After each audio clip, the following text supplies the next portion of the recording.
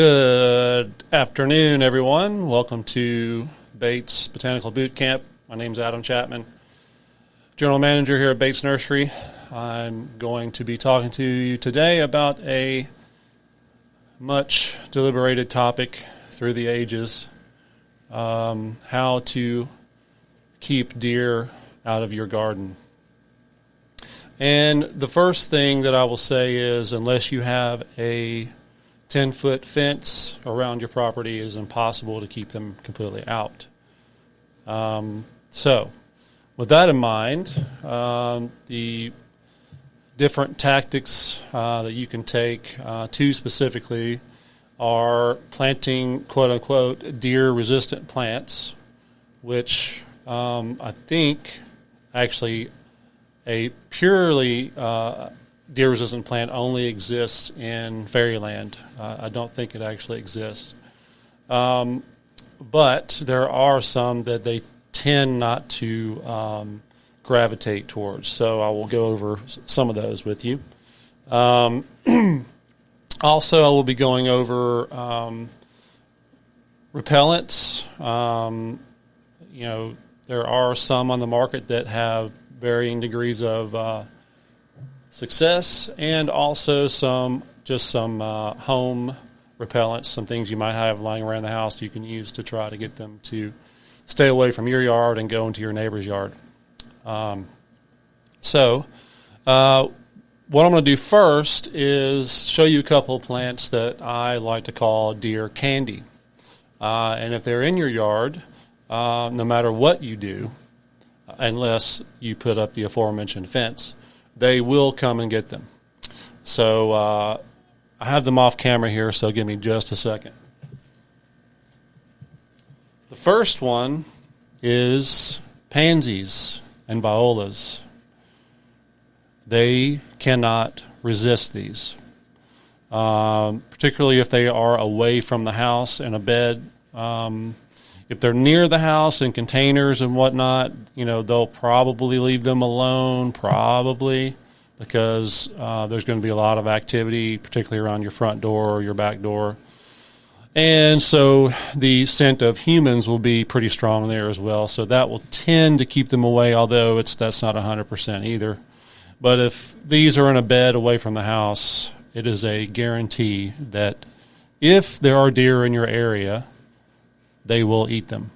And sometimes, in fact often, they will taunt you by not just eating them. They will only eat a little bit of them and just pull them out of the ground. This is one of the reasons why I believe that they may have a streak of evil in them, because they like to taunt humans. The other one is hydrangea, a favorite of many gardeners. Almost every gardener, I think, loves hydrangeas. And so do deer. There's not one that I can think of that's resistant. In fact, they love them. It's like candy to them. So particularly if they're in beds that are away from the house, once again, they will eat them to the ground. May not kill them, but certainly will eat them to the ground. So those are a couple of things that I would avoid, or at least know that if you have them, the deer will eat them. It doesn't matter. It almost doesn't matter what you do to try to stop them. So what I'm going to go over first are a few deer-resistant plants, and there's a few reasons why they are deer-resistant. So one of the main reasons is going to be taste and specifically scent. Plants that have a very, very strong scent are inherently deer-resistant because their olfactory senses are very, very sensitive.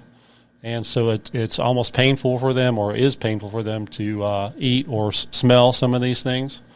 So specifically herbs like lavender and rosemary, which I have right here.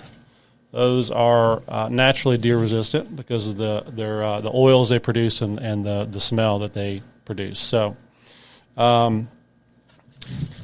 Also, sedges are particularly bad tasting, and they don't like them. So that's another good one. Plants that have spikes or needles. So barberry. I have this Sensation barberry here. Now, this does not mean that they will not nibble on these, particularly in the spring when they have a lot of new growth that is very soft.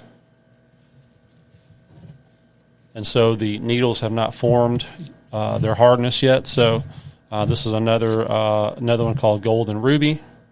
Nice dwarf variety here. So those, really any barberry or anything that's got thorns is going to be resistant. I also have a holly here. So this is Carissa holly.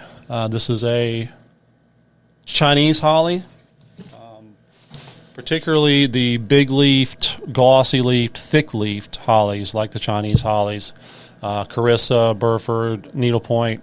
They are resistant because of the needles the points on the end of the leaves that they have is particularly abrasive when they try to eat those, and the leaves are really, really thick, and it's just not as good of a food option for them. Now, once again, when they have new growth in the spring, they will eat that because it's soft and supple and tastes good to them. Some other just resistant plants would be Epimedium. This is a native perennial. Once again, it's got a fairly thick waxy leaf that they usually don't prefer.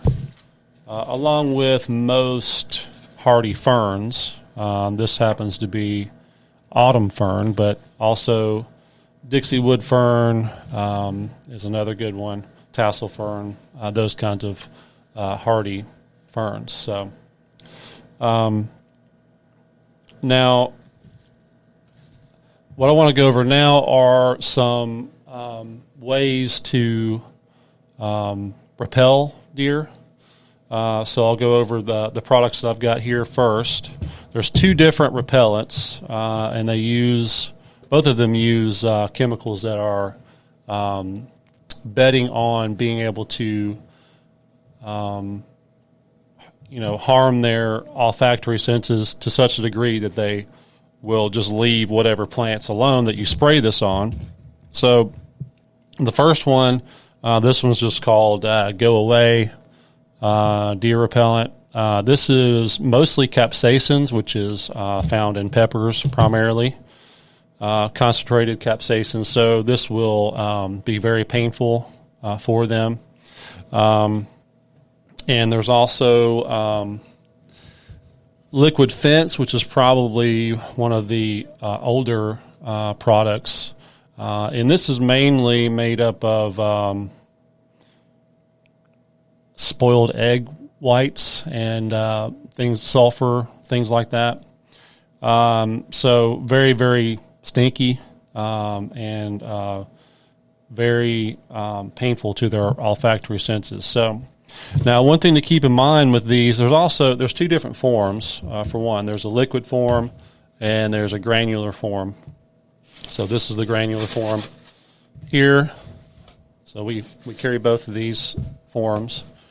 So one thing to keep in mind is that you're essentially training the deer to not come in your yard with these repellents. So you need to keep them applied, particularly after a heavy rain. You'll have to reapply. It doesn't matter if you just put it down 2 days ago. The heavy rain is going to severely dilute it.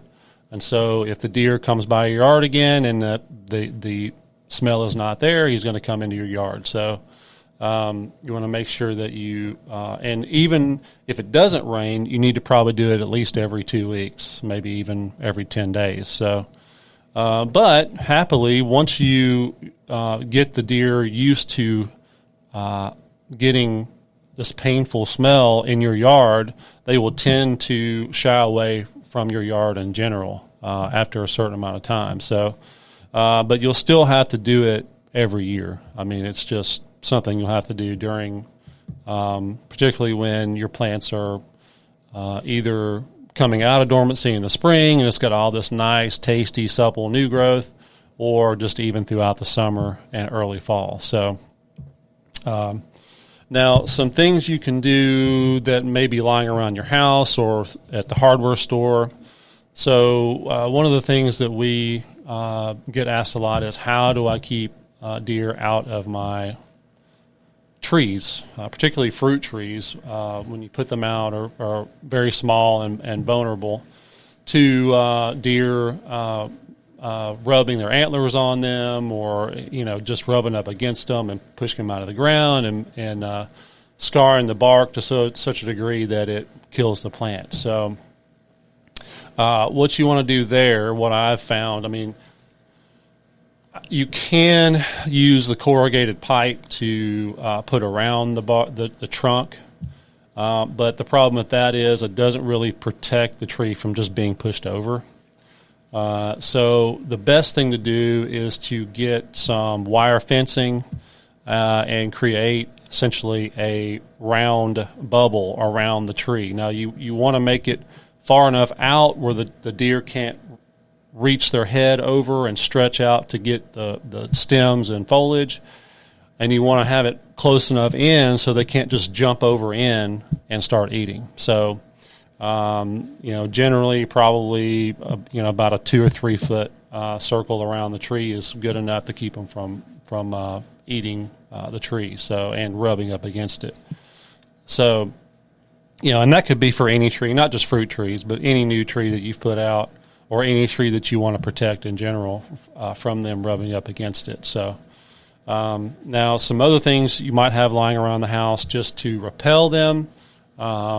There's anything with a strong scent. I've heard of folks using soap, really strongly scented bars of soap, like Irish Spring or something like that. You can kind of drill a hole in it and put a string through, and then tie it to whatever plants that you're wanting to keep protected, or even just, if you wanted to put a stake out there of some kind and hang it from that, whatever.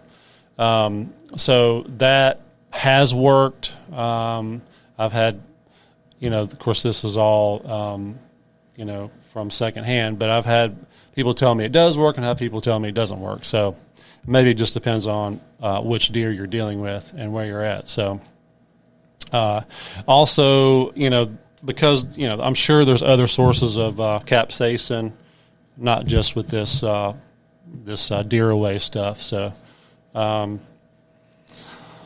that's pretty much it. It can be a struggle, but you just have to stay with it. And just do your best, because they're going to get in your yard, like I said, no matter what you do, unless you create a fortress, essentially. So now, if anybody has any questions, you can send them in. I'll be happy to answer them. The long and short of it is that they're very persistent and sometimes random. So, anything that you don't want them to eat, you're going to have to protect. Unless it's something that they, like the resistant plants that they just don't usually go near.